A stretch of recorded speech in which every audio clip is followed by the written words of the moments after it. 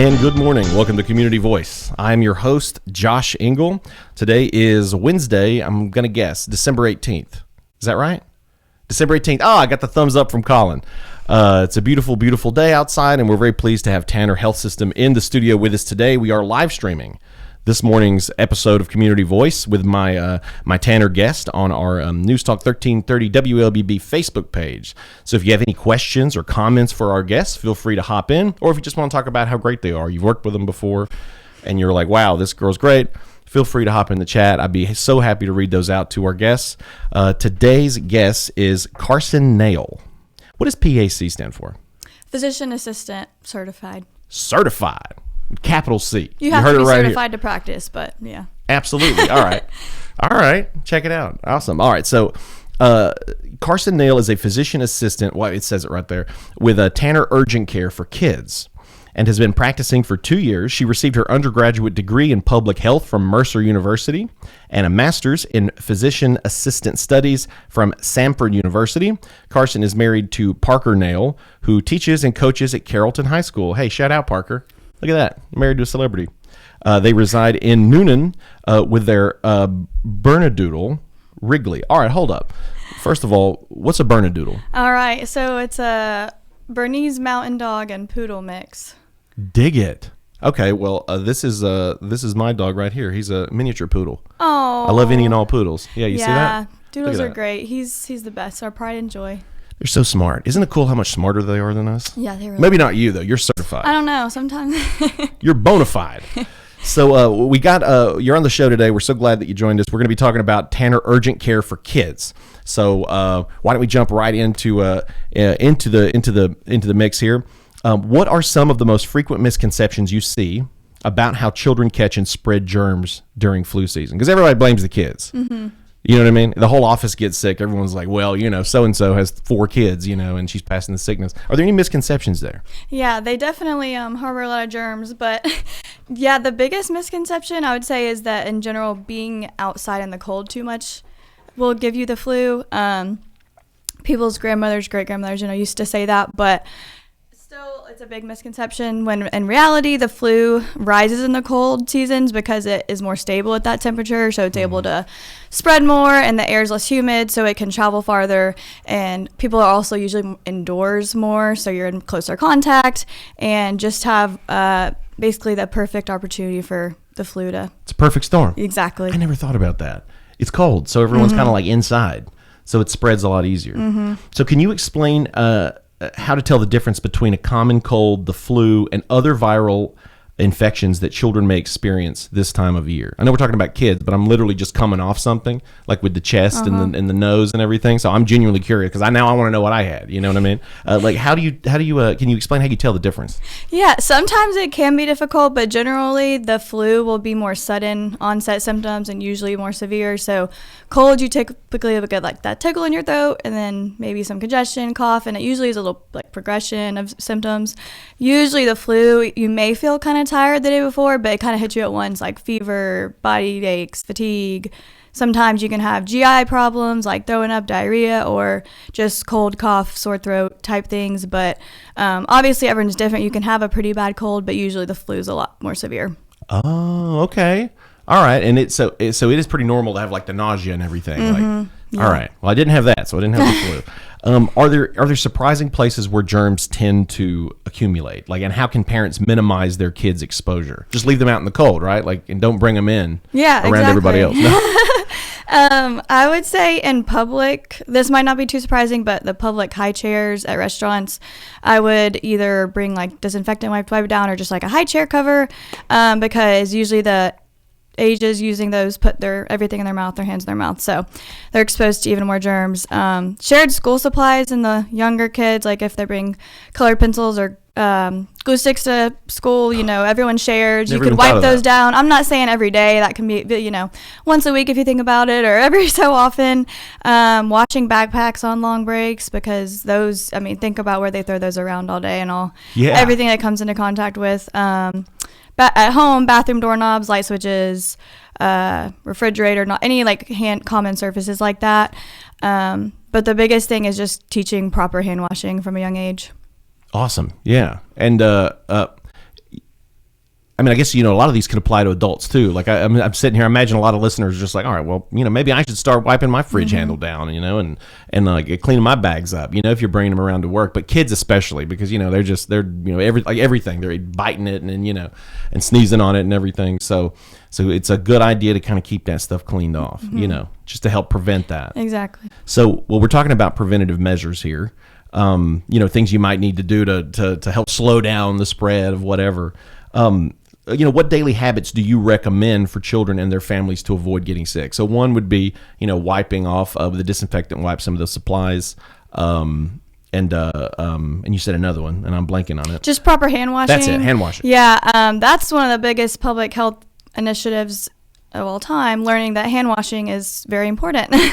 That's how they learned that people were dying in surgery because of infection, because we weren't washing hands. So avoiding habits like nail biting, I know that's something that a lot of kids do, but if you can try to teach them not to do that, we harbor a lot of germs under our nails. Another thing is leaving shoes at the door when you get home, because there's hundreds of thousands of bacteria that when you walk around all day that can be on your shoes. And then especially for people with young infants, like crawling, they're putting their hands all over the floor and then they put it in their mouth. So just leaving your shoes at the door in the garage or wherever to keep them from tracking everything through the house. And not to put you on the spot, but because I've seen posters and stuff in restaurants, how long should you wash your hands? I mean, I know it's not like 40 minutes, but I know that it's longer than most people just do it. Yeah, a good 20 to 30 seconds. You can do the happy birthday song or like ABCs. That's a great way to help children practice their ABCs too when they're little. But it's also just really important to not just use that time to go back and forth together, but go in between your fingers, and then you can rub your fingernails on the one hand, on the opposite palm, try to clean under. But yeah, about 20 to 30 seconds. So happy birthday. I've been doing Hotel California. That's an 11-minute song. Like, okay. I mean, that's great too. The longer the better, seconds. But the minimum would be the happy birthday, yeah. Okay, dig it. All right, so tell me this. So how does Tanner Urgent Care for Kids educate families about the importance of hand washing versus like hand sanitizer? And how can parents turn these into consistent habits for kids? Everyone that's tuning in is like, they're listening because they want to know how to. So hand washing is always the best thing for cleaning. Like I said, at least 20, 30 seconds. It's great because it's not just the soap and water. It's the way it's the friction and the manual washing that also helps remove things.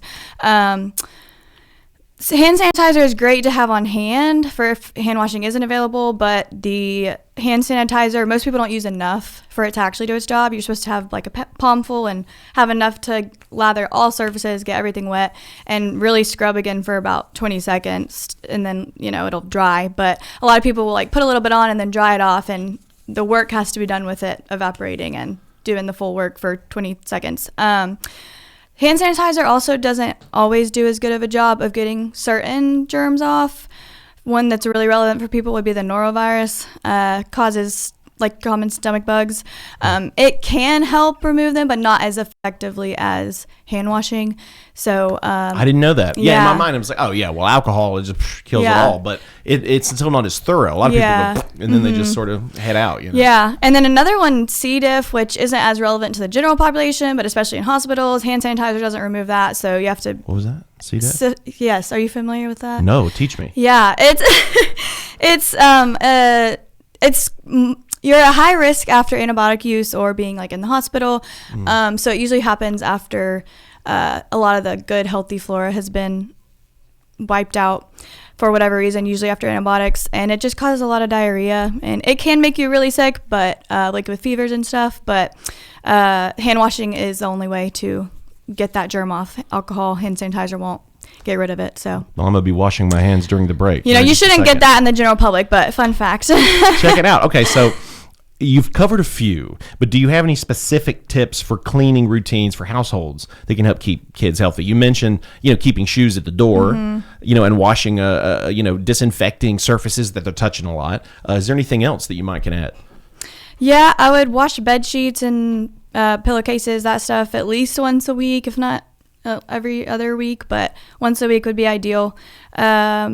Sometimes kids bring their stuffed animal buddy everywhere, and it gets disgusting, or they slobber on it, or other kids slobber on it at daycare if they bring it. If it is washable, it would be a good idea to gently wash that on a delicate cycle every so often, every couple of weeks, to keep it clean. Delicate cycle. I appreciate you looking out for the health of the obviously stuffed animal, look at the tag, but most of them are washable, and if they're truly really attached to it and always, slobbering on it, that could help prevent some extra germs from getting. That's thoughtful, because you're not trying to, disembowel the stuffed animal, but you're just trying to make sure it's clean. Yeah. So check the tag before you wash it, just to make sure. All right. So should parents consider having their children wear masks in school or crowded areas during flu season? And when would you advise this? Yeah, so of course infants and younger kids are probably not going to keep those on, but it's always a personal choice, but they have been proven effective to prevent the spread of germs, and I would recommend it, or at least considering it, for anyone immunocompromised, child or adult, when you're in public places, because you're at a lot higher risk for complications with flu and COVID and other illnesses.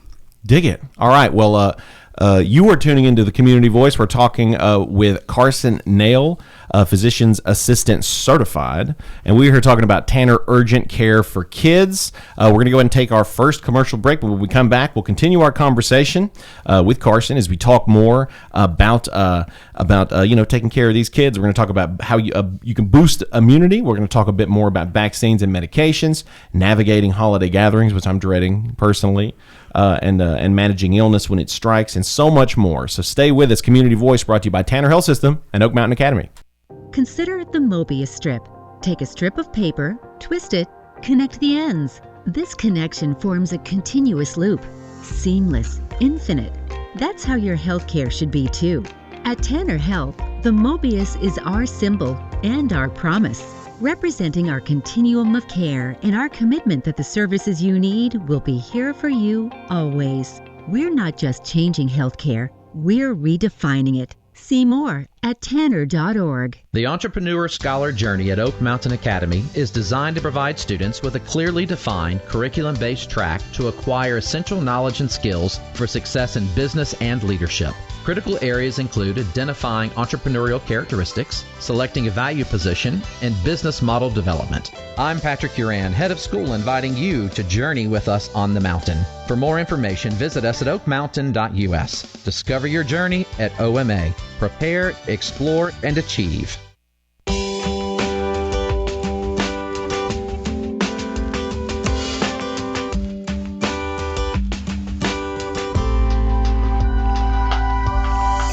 And we're back to Community Voice. Thank you for tuning in with us. Today is Wednesday, December 18th. I was guessing the date earlier, and it is written on this handy-dandy sheet. I'm useless, everyone. Thank you to Hannah for that. Today's guest, if you're just tuning in with us, it's Carson Nail, physician's assistant, certified with Tanner Urgent Care for Kids. She's been practicing for 2 years. She's received her undergraduate in public health from Mercer University, a master's in physician assistant studies from Samford. And we are here talking about Tanner Urgent Care for Kids and just, kids' general well-being. How to stop the germs and whatnot.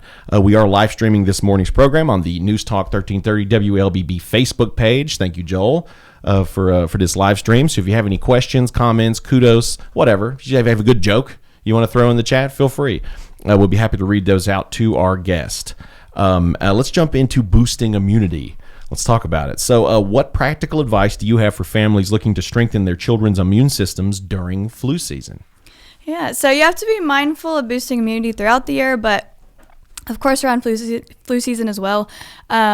So we've already talked about the hand washing sheets, that kind of thing. Getting exercise at least 30 minutes a day, that helps your body stay healthy and keep your immune system boosted, essentially.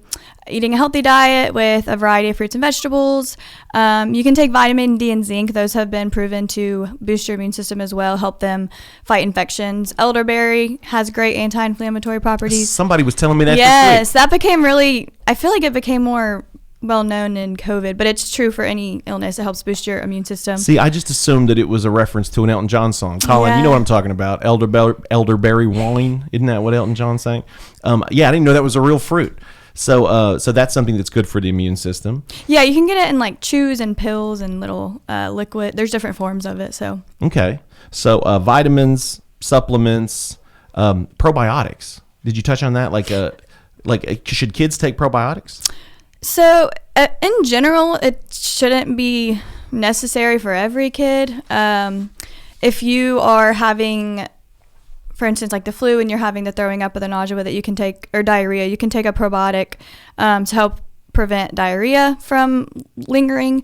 Or if you're on antibiotics, I recommend taking a probiotic. It can reduce your risk of yeast infections and diarrhea associated with the antibiotic, because unfortunately antibiotics wipe out some of the good bacteria along with the bad bacteria we're trying to get rid of. So I'm learning. You were saying earlier that the flora, the good flora, like you don't want to get rid of the good stuff that helps keep a balance, in your body. Yeah, there's a lot of bacteria that keep us healthy every day, but unfortunately, some of them got wiped out. But you can get probiotics in most just yogurt or just a chew or a pill. So it can be helpful for that. But most people, of course, there can be certain circumstances, but most kids don't need one every day.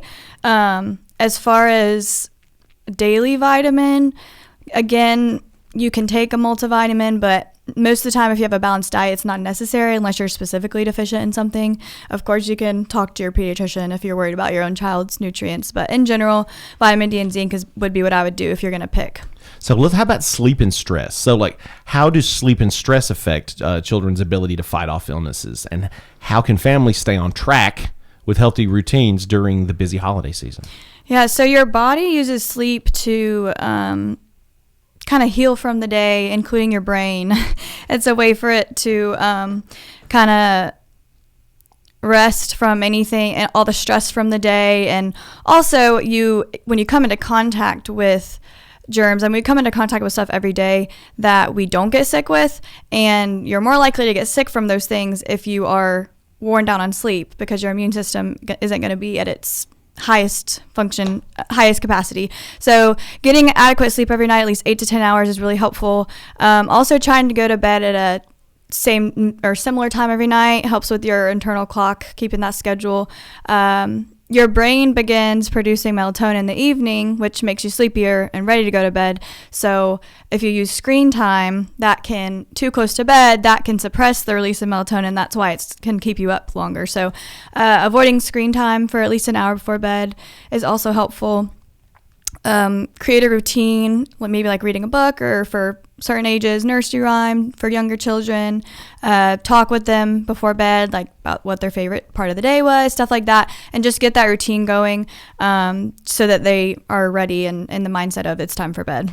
Awesome. All right, so and again, I feel like a lot of this advice can just be copy and pasted over to adults. Absolutely. I'm over here making cheat sheets, thinking I should probably get a probiotic. So vaccines and medications, Tanner Urgent Care for Kids.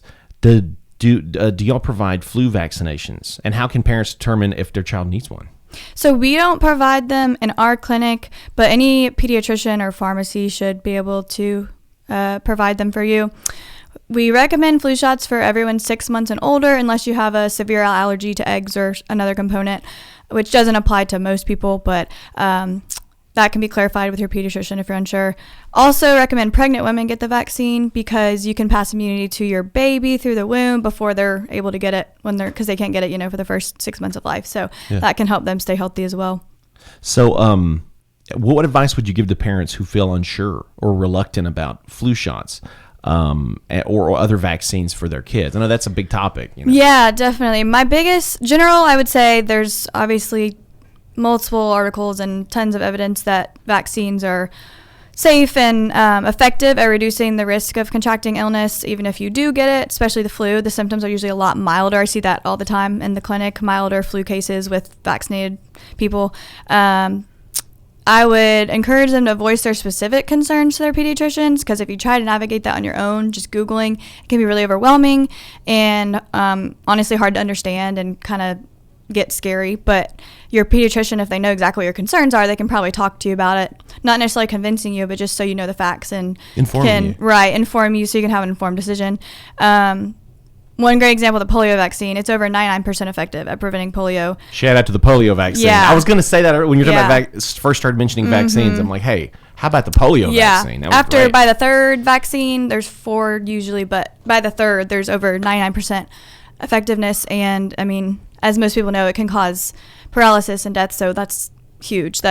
Yeah, compared to the flu, that's way worse. Yeah, that's the worst. So yeah, I mean, so if you have any specific concerns, just take it to the pros, take it to the experts, and they can help sort of provide you information so that you get the full picture, and you can make your decisions from there. Are there any must-have medications or supplies families should keep at home during flu season to manage early symptoms or provide comfort for a sick child?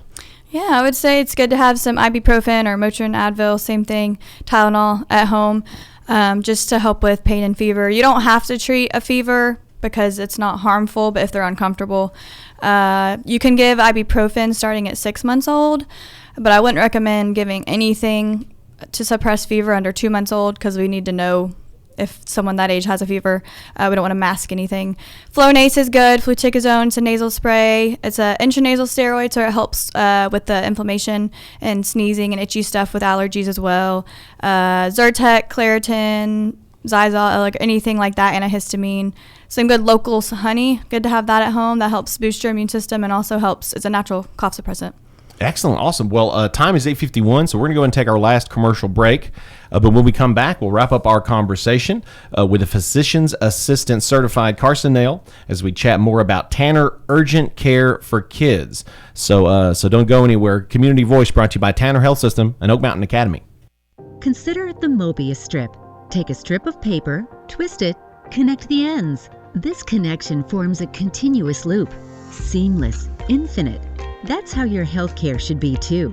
At Tanner Health, the Mobius is our symbol and our promise, representing our continuum of care and our commitment that the services you need will be here for you always. We're not just changing healthcare, we're redefining it. See more at tanner.org. Oak Mountain Academy is an innovative school of academic excellence celebrating over 61 years. I'm Patrick Uran, head of school, inviting you to join us on the mountain to see our mission and vision in action. Academic excellence, a faith-based environment, and dynamic opportunities are just a few of the reasons our families choose Oak Mountain Academy.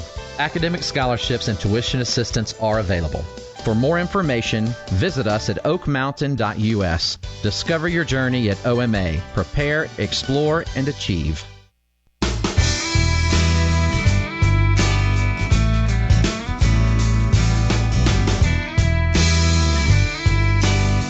And we're back to Community Voice. This morning's episode is being live streamed on our WLBB News Talk 1330 Facebook page. If you have any questions or comments, any last minute questions or comments, because the show's going to wrap up here in a few minutes for Carson Nail with Tanner Urgent Care for Kids, please feel free to throw those in the chat. Thank you to everyone who's tuning in with us right now. We only have about 6.5 minutes left, so we'll jump right back into it. So are there any creative ideas or traditions parents can try to celebrate holidays while keeping their kids healthy and still fully enjoying the season? Yeah, so if you're able to, if weather allows, you could play outdoors. If it's not too cold, maybe you could get a little fire going outside, have some family over so you're distant, so you're not as close together. You could just have smaller gatherings as well, but staying outside makes it less likely to transmit things than inside, so. Cool. All right. Well, what advice do you have for parents if their child develops flu-like symptoms, like shortly before a school event or a holiday gathering or a family trip? I mean, we're in the holiday season. Mm-hmm. Like, what advice do you have for parents? Yeah, so they need to stay home as much as I hate telling kids they have to miss something fun, but they just need to stay home, get extra rest, hydrate, take vitamin D, zinc. Ultimately, if they're pushing through things, not only will they get other people sick, but they'll make their body more run down and prolong the illness. Okay. So all right. Just stay home. So in the time we have left, looking ahead, how can parents inspire long-term healthy habits in their children that will last well beyond the flu season? I guess just repetition or something? Yeah, repetition, modeling those practices. Children with active parents are 5 times more likely to children with active parents are 5 times more likely to be active than those without active parents. So example is everything. Just model it, teach it, continue reinforcing it, and they'll pick it up. Okay, awesome. So got about 5 minutes left. Are there any health trends or concerns that Tanner Urgent Care for Kids believes families should be aware of? I mean, we're about to cross over into the new year. Is there anything people should keep an eye out for or keep in mind? Yeah, so RSV and flu are still going to be on the rise likely. That walking pneumonia, mycoplasma bacteria that we've been seeing, it's starting to decrease, so hopefully it will still continue to do that. COVID and other respiratory viruses may increase. After winter, spring usually brings more flu B, because flu B is more stable in the warm environment, and more stomach bugs. Oh, man. Stomach bugs are brutal. Mm-hmm. They're spreading like wildfire. Mm-hmm. You guys seeing a lot of it? Yeah, we are. Okay. Mm-hmm. So what resources or programs does Tanner Urgent Care for Kids provide to help families manage their children's health during the flu season and ensure that they stay well year round? Yeah, so we're open 8 to 8 Monday through Fridays and 8 to 5 on Saturdays and Sundays. You can also make an appointment online through MyChart or the website, or just walk in at any time. We offer x-rays in clinic. We can drain abscesses, do laceration repairs, and we can also get you referred for ophthalmology or orthopedics if that's a time-sensitive referral. Holiday hours, we are going to be open 8 to 3 on New Year's Eve, and we'll be closed on Christmas, and we'll be open 8 to 5 on New Year's Eve, so we'll be there for those last-minute holiday illnesses. Well, you heard it here, folks. You know, if some late symptoms develop just before these events, those are some holiday hours that you can. So please be sure to share this episode. It's a great reason to share it because everybody has a bunch of friends that are parents. So maybe spread the word and get Carson's information out there so that they know some healthy tips and practices to try to help keep everybody, not just the kids really, but everybody, because you don't want them to be Trojan horses. Bringing in some funk. Now, I did want to ask, I should have asked this earlier, where is Tanner Urgent Care for Kids?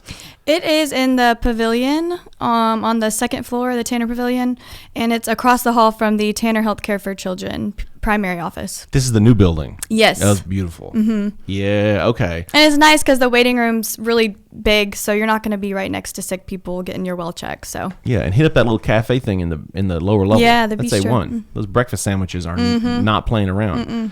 Okay, so and is there any other additional last words? We have about 2.5 minutes left. Anything else that maybe you'd want to be sure to touch on before we wrap up the show?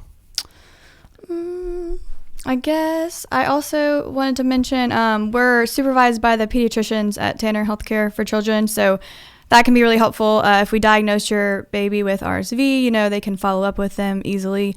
But you can also call our number anytime if you're having trouble with getting that appointment on the website. Awesome. So wash hands, disinfect surfaces. If you're sick, don't be going to parties and stuff, or don't, it's a bummer for the kids, but it's better for them and for everybody else.